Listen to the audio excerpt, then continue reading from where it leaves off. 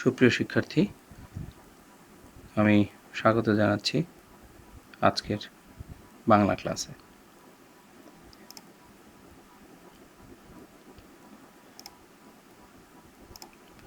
আজকে আমরা অনলাইন ক্লাসে দশম শ্রেণীর একটি প্রবন্ধ নিয়ে আলোচনা করব,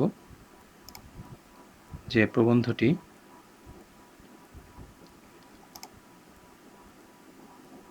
সাহিত্যের শাখা প্রশাখা, সাহিত্যের রীতি, সাহিত্যের রূপ বিভাগ অর্থাৎ সাহিত্যের রূপ, এই বিষয়গুলো নিয়ে আলোচিত হয়েছে। আমরা ডিসপ্লেতে দুটো ছবি দেখতে পাচ্ছি। দুটো ছবিতেই গ্রাম বাংলার পেশাজীবী মানুষের সক্রিয়তার চিত্র উন্মোচিত হতে দেখছি। তবে প্রথম চিত্রে গ্রাম বাংলার চিরায়ত যে দৃশ্য সেটি উন্মোচিত হতে দেখছি, আর দ্বিতীয় দৃশ্যে গ্রাম বাংলার পেশাজীবী মানুষের সক্রিয়তার চিত্র উন্মোচিত হতে দেখছি। এই দুটো ছবিতে আমরা বই এবং বই পাঠরত অবস্থায় একজন ব্যক্তিকে চিত্রিত হতে দেখছি।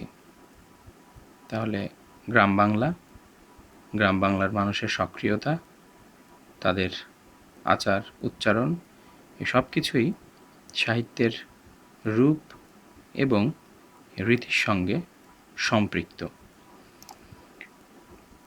শিক্ষার্থীরা, নিশ্চয়ই তোমরা বুঝতে পারছো যে সাহিত্যের রূপ এবং রীতি নিয়ে আমরা আজকে আলোচনা করব। আমাদের আজকের পাঠ সাহিত্যের রূপ ও রীতি, এটি একটি প্রবন্ধ, লিখেছেন হায়াত মাহমুদ।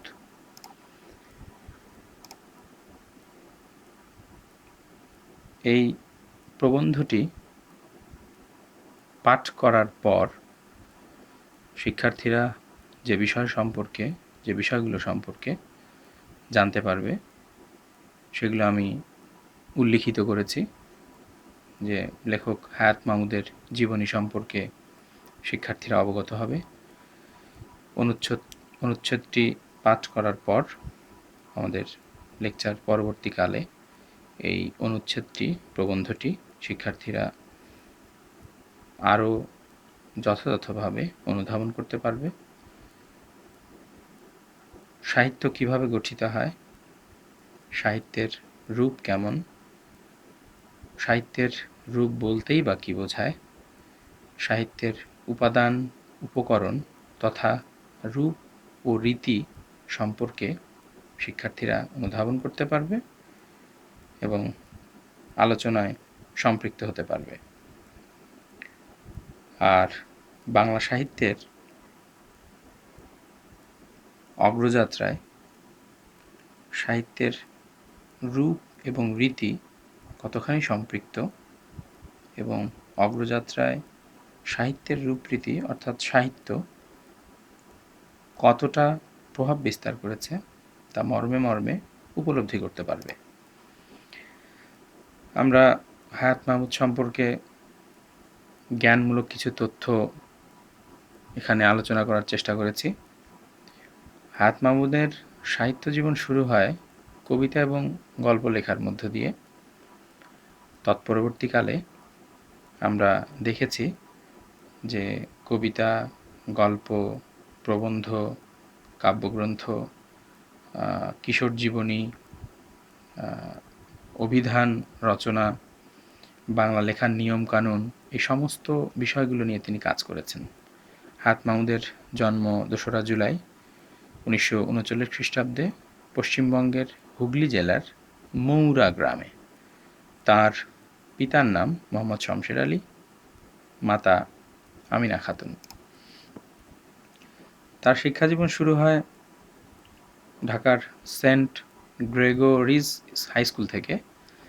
1956 সালে তিনি প্রবেশিকা পরীক্ষায় উত্তীর্ণ হন। 1958 সালে তৎকালীন কায়েদে আজম কলেজ, বর্তমানে যেটি সরকারি হোসেন শহীদ সোহরাওয়ার্দী কলেজ, সেখান থেকে তিনি উচ্চ মাধ্যমিক পাশ করেন, উচ্চ মাধ্যমিক পরীক্ষা উত্তীর্ণ হন। পরবর্তীকালে ঢাকা বিশ্ববিদ্যালয় থেকে বাংলা বিষয় সম্মানসহ স্নাতক এবং স্নাতকোত্তর ডিগ্রি অর্জন করেন। পরবর্তীকালে তিনি কলকাতার যাদবপুর বিশ্ববিদ্যালয় থেকে পিএইচডি ডিগ্রি অর্জন করেন। আমি আগেই বলেছি তিনি প্রায় অর্ধ শতাধিক গ্রন্থের রচয়িতা। আমি কিছু গ্রন্থের নাম এখানে উল্লেখ করার চেষ্টা করেছি। এর মধ্যে স্বাগত সংলাপ, রবীন্দ্রনাথকে নিয়ে তিনি লিখেছেন তার কিশোর জীবনী। কাজী নজরুল ইসলামকে নিয়েও, আমাদের বিদ্রোহী কবিকে নিয়েও কিশোর জীবনী আছে আমাদের এই লেখকের। নজরুলকে নিয়ে আর একটি লেখা আছে তার, প্রতিভার খেলা।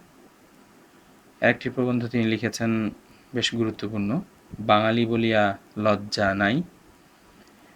এর সঙ্গে বাংলা লেখার নিয়মকানুন এবং কিশোরদের জন্য কিশোর বাংলা অভিধান। সাহিত্যক্ষেত্রে বিশেষ অবদান রাখার জন্য, তাৎপর্যপূর্ণ ভূমিকা রাখার জন্য, তাৎপর্যপূর্ণ অবদানের জন্য তিনি বাংলা একাডেমি থেকে পুরস্কারে ভূষিত হন।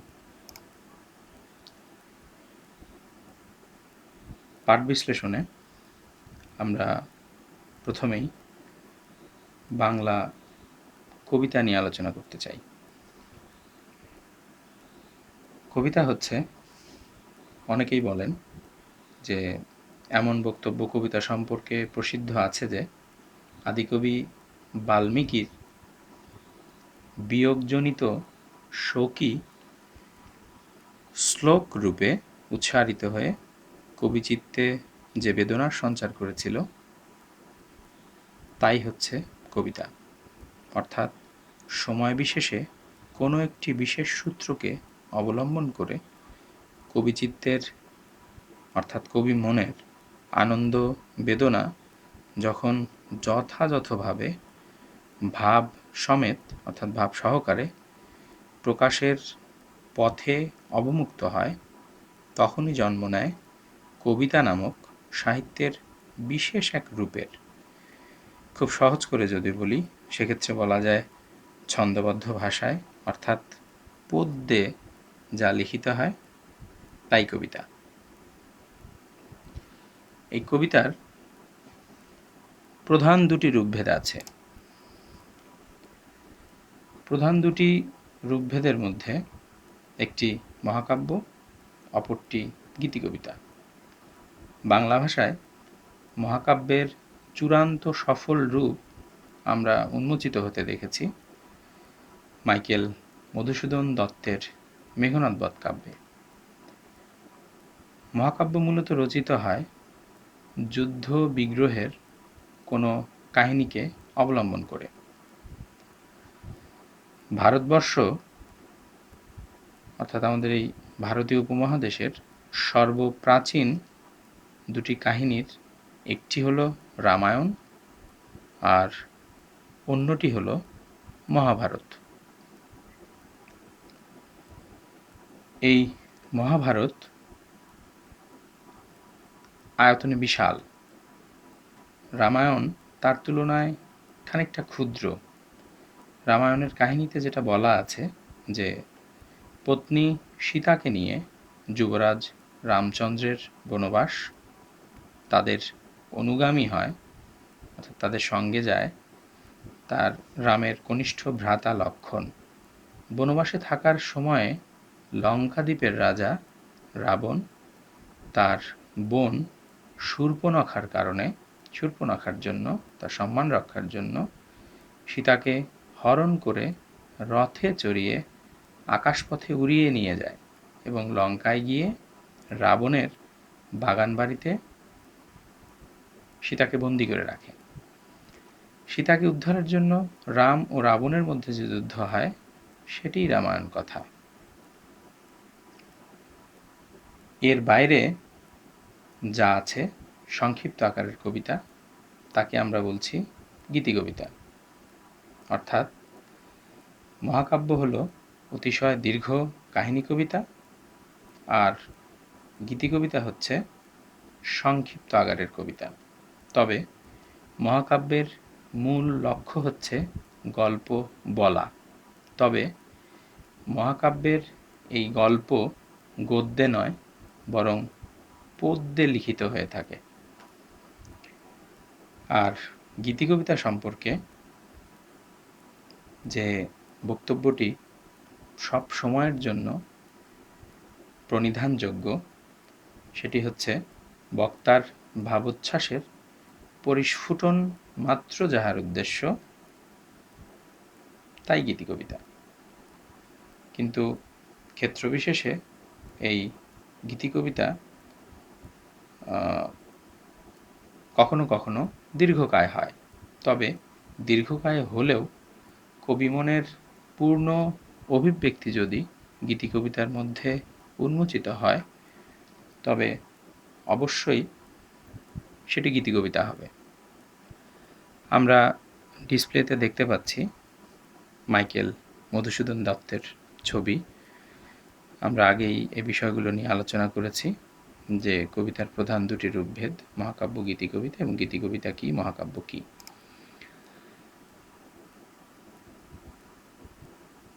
তাহলে মহাকাব্য হচ্ছে অতিশয় দীর্ঘ কাহিনী কবিতা, আর এর বাইরে যেটা আছে সংক্ষিপ্ত আকারের কবিতা, সেটাই হচ্ছে গীতিকবিতা। এই বিষয়গুলো আমাদের মনে রাখা অতীব জরুরি। প্রায়ই পরীক্ষায় এই বিষয়গুলো আসতে দেখা গেছে যে মহাভারত প্রাচীন ভারতবর্ষে রচিত মহাকাব্য, আর রামায়ণও প্রাচীন ভারতবর্ষে রচিত মহাকাব্য। আর মাঝখানে যে আমরা গীতিকবিতা দেখতে পাচ্ছি, এই গীতিকবিতা হচ্ছে সংক্ষিপ্ত আকারের কবিতা। আমরা ডিসপ্লেতে রবীন্দ্রনাথ ঠাকুর এবং অতুল প্রসাদ সেনের ছবি উন্মোচিত হতে দেখছি।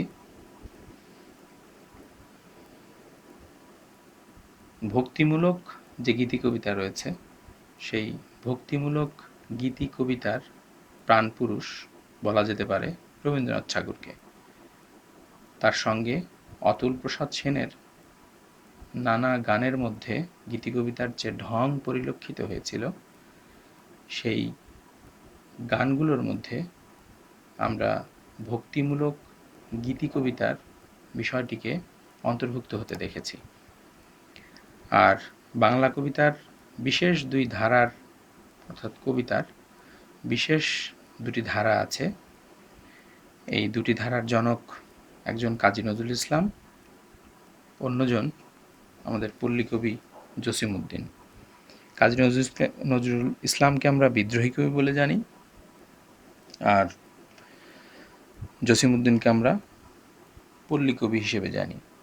এই দুজন ব্যক্তির আলাদা কাব্য মহিমায় বাংলা কবিতার জগৎ সমৃদ্ধ হয়েছে। নাটক আলোচনা করবার পূর্বে আমি গীতিকবিতার কিছু ভাগের বিষয় উল্লেখ করতে চাই, অর্থাৎ শ্রেণী বিভাগের বিষয় উল্লেখ করতে চাই। যেমন ভক্তিমূলক গীতিকবিতা, স্বদেশ প্রীতিমূলক গীতিকবিতা, চিন্তা বা দর্শনাশ্রয়ী গীতিকবিতা, প্রকৃতি বিষয়ক গীতিকবিতা, শোকগাথা বা শোককে আশ্রয় করে নিয়ে লিখিত গীতিকবিতা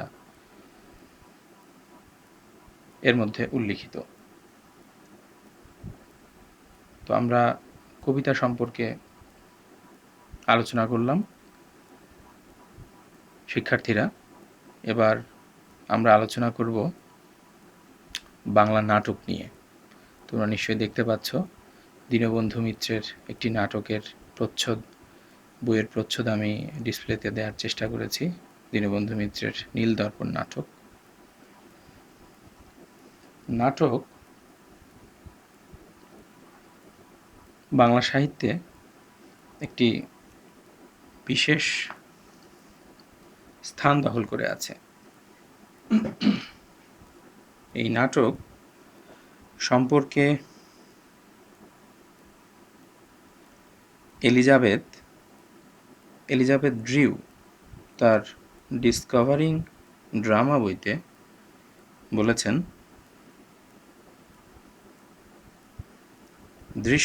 নাটক হচ্ছে দৃশ্য ও শ্রব্য কাব্যের, অথচ শোনা যায়, দৃশ্য এবং শ্রব্য কাব্যের সমন্বয়ে নাটক রঙ্গমঞ্চের সাহায্যে গতিমান মানব জীবনের প্রতিচ্ছবি, রূপচ্ছবি বা রূপকল্প আমাদের সম্মুখে মূর্ত করে তোলে।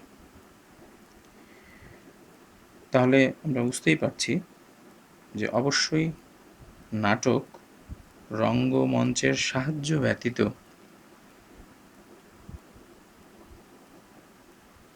পরিস্ফুট বা পরিপূর্ণতা পায় না। বিশ্ব সাহিত্যে নাটককে বলা হয় সর্বাপেক্ষা প্রাচীন সাহিত্যের রূপ। আমি সাহিত্যের রূপ বলতে সাহিত্যের যে বিশাল পরিধি রয়েছে, পরিধির অন্তর্ভুক্ত যে কবিতা, মহাকাব্য, নাটক, কাব্যনাট্য, ছোট গল্প, উপন্যাস, রম্যরচনা, নৃত্যকাব্য, মহাকাব্য, লঘু নিবন্ধ, প্রবন্ধ, এই যে বিষয়গুলো আছে, এই বিষয়গুলোকে আমরা বলছি সাহিত্যের রূপ। আর রীতি হলো এই শাখাগুলো, অর্থাৎ এই কবিতা, মহাকাব্য, এই শাখাগুলো কিভাবে নির্মিত হয়েছে সে বিষয়ে পর্যবেক্ষণ করা, পর্যালোচনা করা। অর্থাৎ এই কবিতা দেখতে কেমন, এর বৈশিষ্ট্য কেমন, নাটক, উপন্যাস, কবিতা বৈশিষ্ট্যের দিক থেকে আলাদা হয়ে কিভাবে আলাদা আলাদা সাহিত্য কর্মে লিপিবদ্ধ হয়েছে সে বিষয়গুলো সম্পর্কে জানা। তাহলে সাহিত্যের রূপ হচ্ছে সাহিত্যের চেহারা, অর্থাৎ গদ্য, কবিতা, রম্যরচনা, উপন্যাস। আর রীতি হচ্ছে এইগুলো, অর্থাৎ এই কবিতা, মহাকাব্য, এগুলো কিভাবে নির্মিত হচ্ছে, গঠিত হচ্ছে, কিভাবে প্রাণ পাচ্ছে, এর গাঠনিক প্রক্রিয়া কেমন, এর প্লট বিভাজন কেমন, এই বিষয়গুলো নিয়ে মূলত সাহিত্যের রীতি আলোচিত হয়েছে। তো আমরা নিশ্চয়ই বুঝতে পেরেছি যে কবিতা, গীতিকবিতা, মহাকাব্য, এগুলোর বৈশিষ্ট্য যখন আমরা আলোচনা করেছি, তখনই আমরা বুঝতে পেরেছি যে এই গীতিকবিতা, মহাকাব্য, কবিতা, এগুলোর পার্থক্যটা কী, রূপটা কী, এবং এগুলো গঠিত হয়েছে কিভাবে, রীতিটা কেমন। এখন আমরা আলোচনা করব নাটক নিয়ে। নাটক নিয়ে কিছুটা আমি আলোচনা করেছি। নাটক হচ্ছে বিশ্ব সাহিত্যে সর্বাপেক্ষা প্রাচীন। তবে মনে রাখা দরকার, নাটক সেকালে, অর্থাৎ প্রাচীনকালে, পুস্তক আকারে মুদ্রিত হয়ে ঘরে ঘরে পঠিত হতো না, কেননা তখন ছাপাখানাই ছিল না। তবে নাটকের লক্ষ্য পাঠক নয়, বরং নাটকের লক্ষ্য সর্বকালেই দর্শক সমাজ। তার কারণ সাহিত্যের সকল শাখার ভিতরেই নাটকই একমাত্র যা সরাসরি সমাজকে এবং সমাজের যে মানুষ, পাঠক গোষ্ঠী, তাদেরকে প্রভাবিত করতে চায় এবং প্রভাবিত করতে পারেও, এটা আমরা লক্ষ্য করেছি।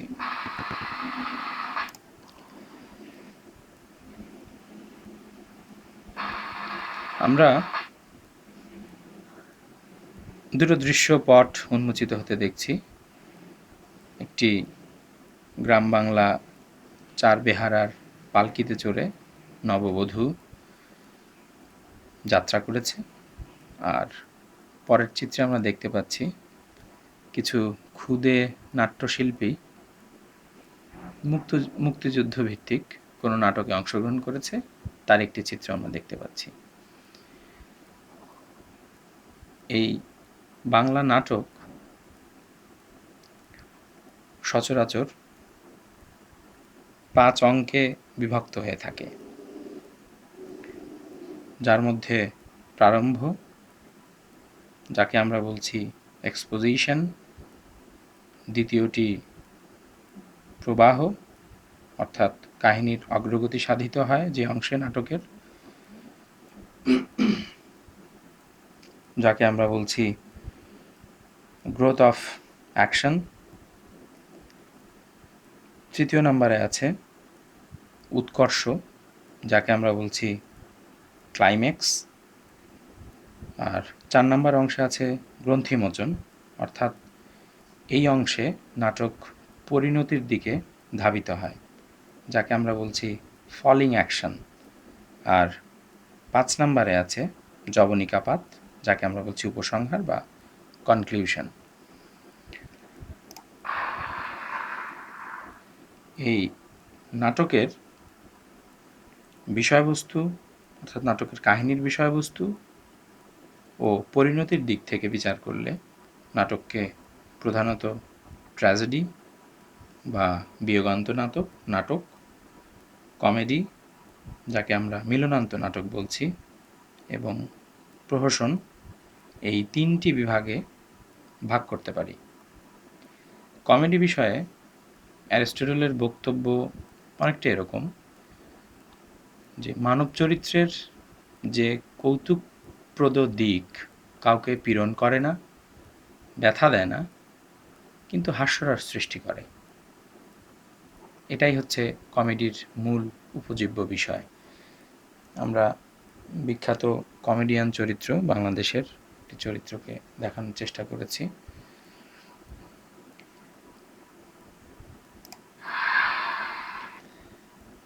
গ্রিক দার্শনিক ও সাহিত্যবেত্তা অ্যারিস্টটল বলতে চেয়েছেন, রঙ্গমঞ্চে নায়ক বা নায়িকার জীবন কাহিনীর দৃশ্য পরম্পরা উপস্থাপনের মাধ্যমে যে নাটক দর্শকের হৃদয়ের ভয় ও করুণা প্রশমিত করে এবং প্রশমিত করার পর সেই দর্শকের মনে একটা করুণ রসের আনন্দ সৃষ্টি করে, তাই হলো ট্র্যাজেডি। এখন প্রশ্ন হতে পারে যে করুণ রস কী করে আনন্দ সৃষ্টি করতে পারে? একজন দর্শক হিসেবে যখন একটি করুণ রসাত্মক নাটকের জবনিকাপাতের পর্যায়ে গিয়ে নাটকের নায়কের জীবনের করুণ পরিণতির বিষয়টাকে উপলব্ধি করে এবং নাটক দেখে বের হবার সময় সে মনে মনে এটা চিন্তা করে নেয় যে আর যাই হোক, নাটকের নায়কের যে করুণ পরিণতি সংগঠিত হয়েছে সেরকম করুণ পরিণতি আমার জীবনে ঘটেনি। তাহলে করুণ রসের মধ্য দিয়ে পাঠক যে আনন্দ নিয়ে ট্র্যাজেডি নাটক দেখে বের হচ্ছে, এটাকেই বলা হচ্ছে করুণ রসের আনন্দ সৃষ্টি। এটি হচ্ছে ট্র্যাজেডি। শ্রেণীবিভাগের বা শ্রেণীবিন্যাসের বিবেচনায় নাটককে বহু শ্রেণীতে ভাগ করা যেতে পারে। ক্লাসিক্যাল নাটক তার মধ্যে অন্যতম, যাকে আমরা ধ্রুপদী নাটক বলছি। রোমান্টিক নাটকও হয়। এর সঙ্গে সঙ্গে আমরা জানি কাব্যধর্মী নাটক, সামাজিক নাটক, চক্রান্তমূলক নাটক, ঐতিহাসিক নাটক, এমনকি পৌরাণিক নাটকও রয়েছে। এর সঙ্গে রয়েছে প্রহসন, গীতিনাট্য, নৃত্যনাট্য, উপন্যাসের নাট্যরূপ, সাংকেতিক নাটক, এরপর আছে সমস্যা প্রধান নাটক। কোনো কোনো ক্ষেত্রে আমরা দেখতে পাই একাঙ্কিকাও। তবে ট্র্যাজেডি ও কমেডি মোটা দাগে এই দুইটি বিভাজন তো রয়েছেই। মাইকেল মধুসূদন দত্ত ও দীনবন্ধু মিত্র এই দুজন বাংলা নাটকের ক্ষেত্রে যুগান্তকারী প্রতিভা। মাইকেল মধুসূদন দত্ত বাংলা নাটকের ক্ষেত্রে সর্বপ্রথম ট্র্যাজেডি, কমেডি ও প্রহসনের ভাষার সৃষ্টি করেছিলেন। তার পরবর্তীকালে দীনবন্ধু আবির্ভূত হন এবং বেশ কিছু সামাজিক নাটক তিনি রচনা করেছেন। এর মধ্যে ট্র্যাজেডি নাটকও রয়েছে, মেলোড্রামাও রয়েছে। তার নীলদর্পণ নাটকটি তার লেখা সর্বশ্রেষ্ঠ উদাহরণ। দ্বিজেন্দ্রলাল রায়, আমরা যাকে বলছি ডিএল রায়, তিনি ঐতিহাসিক বেশ কিছু নাটক লিখেছেন। তার মধ্যে চন্দ্রগুপ্ত এবং শাহজাহান বাঙালি দর্শকদের মন জয় করে নিয়েছেন। তারপরে আমরা বাংলা কবিতার যে প্রাণপুরুষ বলে যে সাহিত্যিককে জানি, তিনি যথার্থ অর্থে নাট্যকারও ছিলেন। তিনি আমাদের কবি রবীন্দ্রনাথ, নাট্যকার রবীন্দ্রনাথ, প্রাবন্ধিক রবীন্দ্রনাথ, যিনি বাংলা নাটকের মোড় ঘুরিয়ে দিয়েছিলেন নানা দিকে।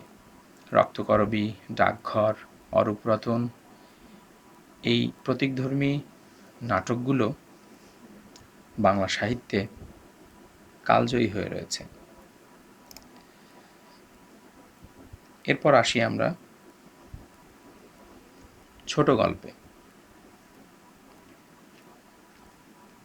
ছোট গল্প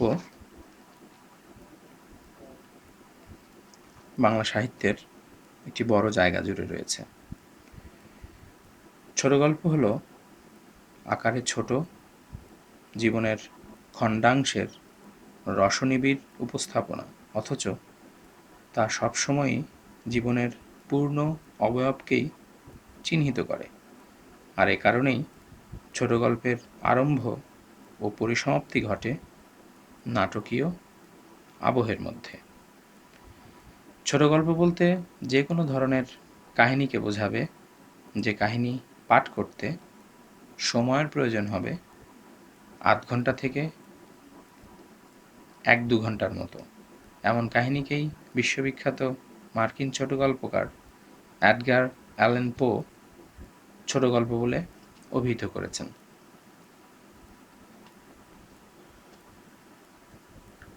যেহেতু ছোট গল্প জীবনের পূর্ণ অবয়বকে চিহ্নিত করে, আর সে কারণেই ছোট গল্পের আরম্ভ ও পরিসমাপ্তি ঘটে নাটকীয়তার মধ্যে, আকাঙ্ক্ষার অতৃপ্তির মধ্য দিয়ে। আর সে কারণেই বাংলা সাহিত্যের সার্থক দৃষ্টান্ত উপস্থাপনকারী ছোট গল্পকার রবীন্দ্রনাথ ছোট গল্প সম্পর্কে যথার্থ প্রামাণ্য ব্যাখ্যা পাঠকদের সামনে উপস্থাপন করেছেন অনেকটা এভাবে: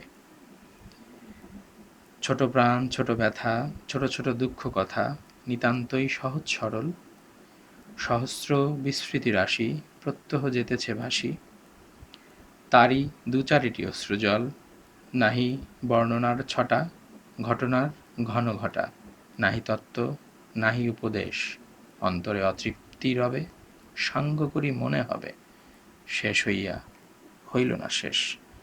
অর্থাৎ ছোট গল্প পাঠ শেষে পাঠকের মনোবাস্তবতায় একটি বিষয় তাকে তাড়িত করবে, অস্থির করে তুলবে, আর তা হলো এই ঘটনার পর এরপর কি হলো বা কি হতো। অর্থাৎ উপন্যাসের মতো পুরো ঘটনাধারার বিবরণ গল্পে থাকে না, তবুও জীবনের পূর্ণ অবয়বই ছোট গল্পে দৃশ্যমান হয় গল্পকারের শিল্প দিব্যদৃষ্টির যথাযথ প্রয়োগে। সাহিত্যের সকল শাখার মধ্যে ছোট গল্পই সবচেয়ে আধুনিক, কেননা ছোট গল্পই এসেছে মোটামুটি সবার পরে, অর্থাৎ সাহিত্যের যতগুলো রূপ রয়েছে এই রূপের মধ্যে ছোট গল্প এসেছে সবার পরে। বাংলা সাহিত্যে সার্থক ছোট গল্প লেখা শুরু হয় খুব বেশি আগে থেকে নয়, 20 শতকের প্রথমার্ধের দিকে। এর পূর্বে ছোট গল্পকে শুধু গল্প বলা হতো, আর বড় আকারের যে গল্পগুলো আছে সেগুলোকে বলা হতো উপন্যাসিকা।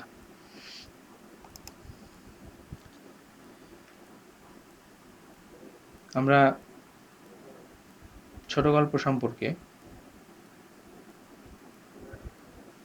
আরও কিছু বিষয় উদ্ধৃত করতে চাই, যেমন চারিত্রিক বৈশিষ্ট্য অনুসারে বাংলা ছোট গল্প বহু প্রকার হয়েছে। আমি শিখন ফলে দেখাতে চেয়েছিলাম যে বাংলা সাহিত্যের অগ্রগতি যে সাধিত হচ্ছে বা সাধিত হয়েছে সেই বিষয়গুলো শিক্ষার্থীরা মর্ম দিয়ে অনুধাবন করতে পারবে। তাহলে আমরা এখন দেখে নেই যে নাটকের মতো বাংলা ছোট গল্প বহু ধরনের হতে পারে।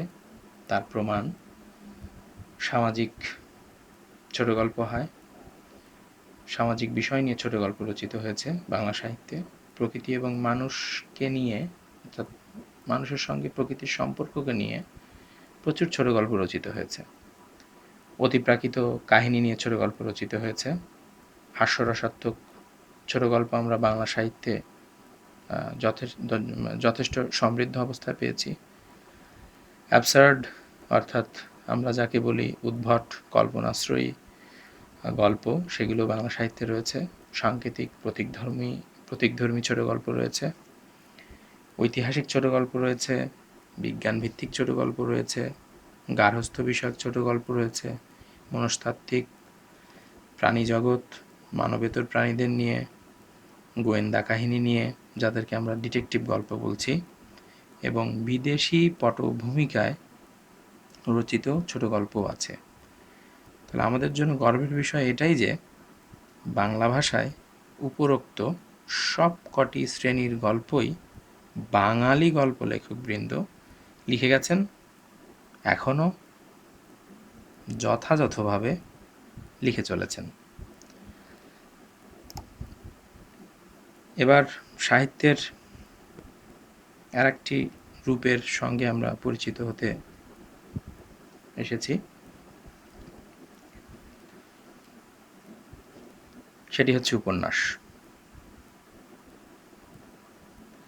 সাহিত্যের যে শাখা প্রশাখা রয়েছে, যে রীতি রয়েছে, তার মধ্যে উপন্যাস অন্যতম।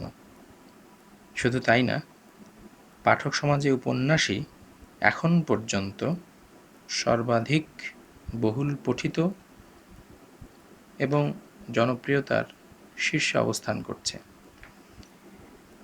উপন্যাসে কোনো একটি কাহিনী বর্ণিত হয়ে থাকে এবং কাহিনীটি গদ্যে লিখিত হয়, পদ্যে লিখিত হয় না।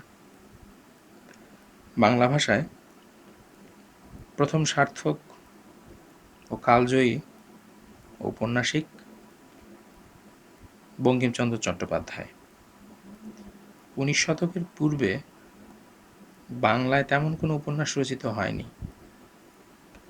বঙ্কিমচন্দ্র চট্টোপাধ্যায় ইংরেজি উপন্যাস পাঠ পরবর্তীকালে ইংরেজি উপন্যাস দ্বারা অনুপ্রাণিত হয়ে উপন্যাস রচনা শুরু করেন।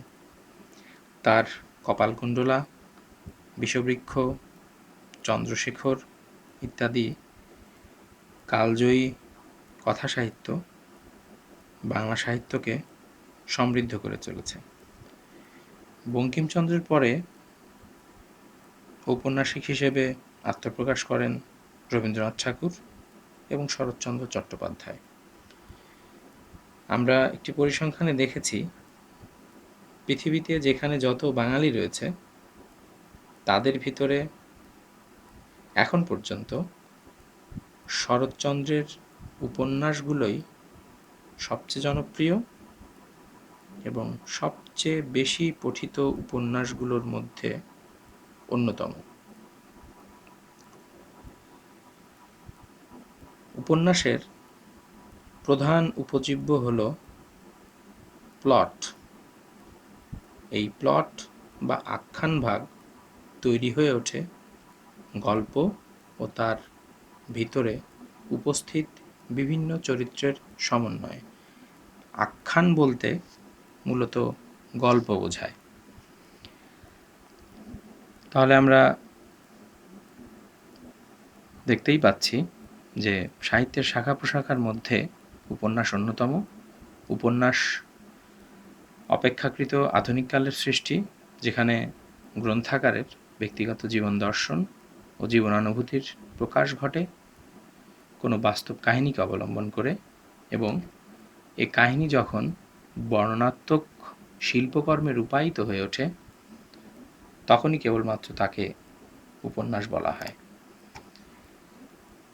আমরা আগেই বলেছি যে বাংলা ভাষায় প্রথম সার্থক এবং কালজয়ী ঔপন্যাসিক হচ্ছেন বঙ্কিমচন্দ্র চট্টোপাধ্যায়। উপন্যাসিক হিসেবে তিনি খ্যাতির শিখরে আরোহণ করেছিলেন। তার পরবর্তী সময়ে রবীন্দ্রনাথ এবং শরৎচন্দ্র চট্টোপাধ্যায় বেশ বড় ভূমিকা পালন করেছেন। আর আধুনিক কালের উপন্যাসিকদের মধ্যে রয়েছেন মানিক বন্দ্যোপাধ্যায়, সৈয়দ ওয়ালিউল্লাহ, সমরেশ বসু, শহীদুল্লাহ কায়সার, আবু ইসাক প্রমুখ। উপন্যাস বহু রকমের হয়: ঐতিহাসিক উপন্যাস, কাব্যধর্মী উপন্যাস, সামাজিক উপন্যাস, মনোবিশ্লেষণধর্মী উপন্যাস, ডিটেকটিভ উপন্যাস ইত্যাদি। ঐতিহাসিক উপন্যাস বেশ জনপ্রিয় ছিল ঊনবিংশ শতাব্দীর দিকে।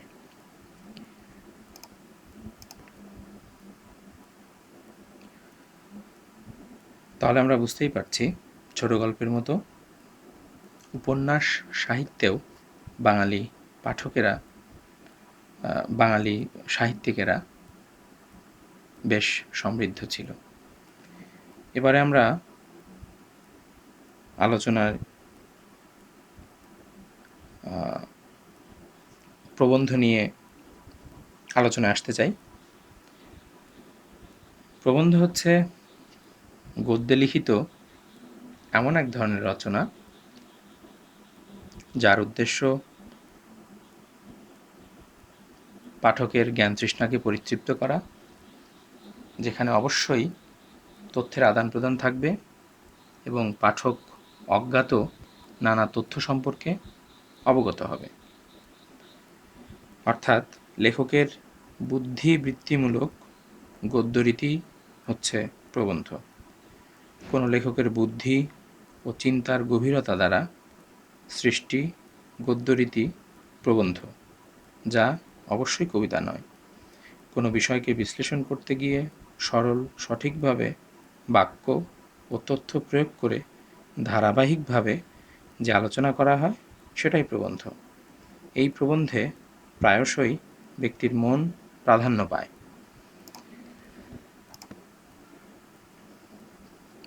সাহিত্যের প্রধান লক্ষণ হলো সৃজনশীলতা। এটি খুব ভালো করে শিক্ষার্থীরা মনে রাখবে যে সাহিত্যের প্রধান লক্ষণ হলো সৃজনশীলতা, আর সাহিত্যের চিরন্তন উদ্দেশ্য হলো সৌন্দর্য সৃষ্টি ও আনন্দদান। প্রবন্ধেরও কিন্তু এই একই উদ্দেশ্য, অর্থাৎ সৌন্দর্য সৃষ্টি করা, আনন্দদান করা এবং সৃজনশীলতার মধ্য দিয়ে প্রবন্ধকে উপস্থাপন করা। প্রবন্ধের দুটি মুখ্য শ্রেণীবিভাগ রয়েছে, তন্মধ্যে মন্ময় প্রবন্ধ ও তন্ময় প্রবন্ধ। তন্ময় প্রবন্ধে মূলত বিষয়বস্তুর প্রাধান্যকে স্বীকার করা হয়।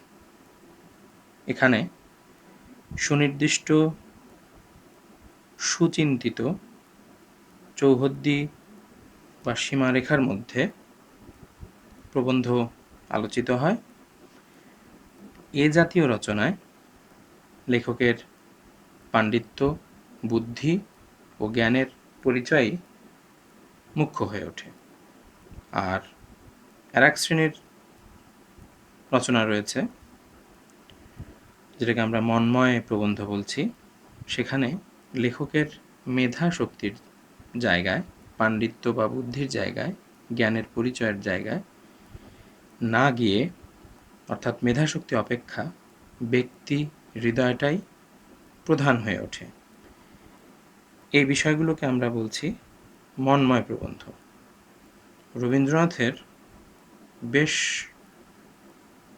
রবীন্দ্রনাথ রচিত যে প্রবন্ধগুলো রয়েছে তার বেশিরভাগই মন্ময় প্রবন্ধ।